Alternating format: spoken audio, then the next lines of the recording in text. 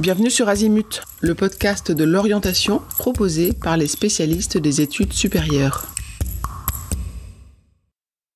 Vous écoutez un épisode sur le thème « La réussite scolaire ». Les concours, le baccalauréat, le contrôle continu, autant de situations décisives pour l'orientation dans lesquelles la mémoire joue un rôle crucial. Alors comment faire pour que les lycéens et les étudiants retiennent efficacement leurs cours? Pour entraîner sa mémoire, il faut s'appuyer sur un cocktail précis de 4 ingrédients. La décision, la répétition, l'association et l'utilisation. Nous allons vous les expliquer un par un. D'abord, la décision de mémoriser. Un exemple très simple. Vous êtes dans la cour du lycée, vous discutez avec un groupe d'amis, soudain, une personne vous interrompt pour vous présenter un parfait inconnu qui sourit poliment et puis s'en va. Vous reprenez donc tout naturellement votre discussion animée.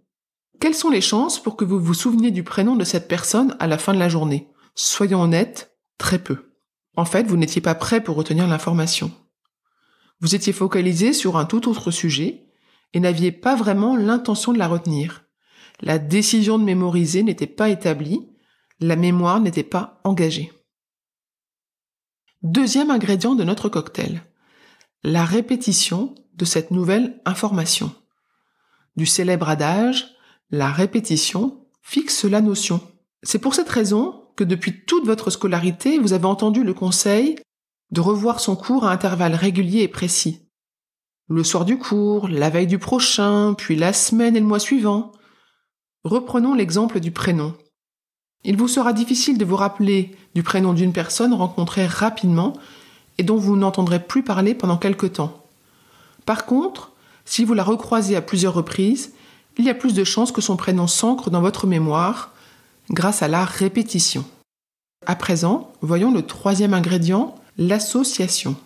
Mais tu sais, cette fille blonde qui avait un haut vert et qui arrive souvent en retard, son prénom c'était... L'association, c'est aussi le principe mnémotechnique pour certains, la musique ou les couleurs pour d'autres. L'idée étant en fait qu'il est toujours plus simple de rattacher un élément nouveau à quelque chose de connu pour le retenir.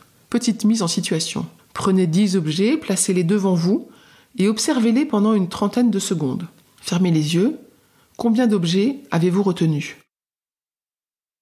Refaites le même jeu en créant une histoire liant l'ensemble des objets. Le résultat devrait être nettement meilleur grâce aux associations d'idées.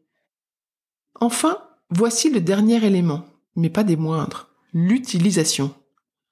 L'utilisation est le ciment de la mémorisation.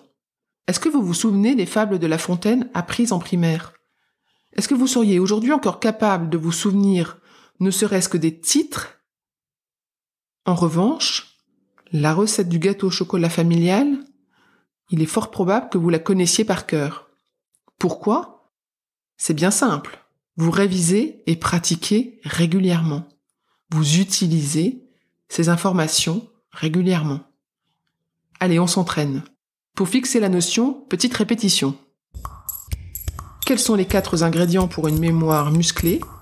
La décision, la répétition, l'association et l'utilisation. Maintenant, à vous de jouer. Cet épisode est terminé. À bientôt sur Azimut.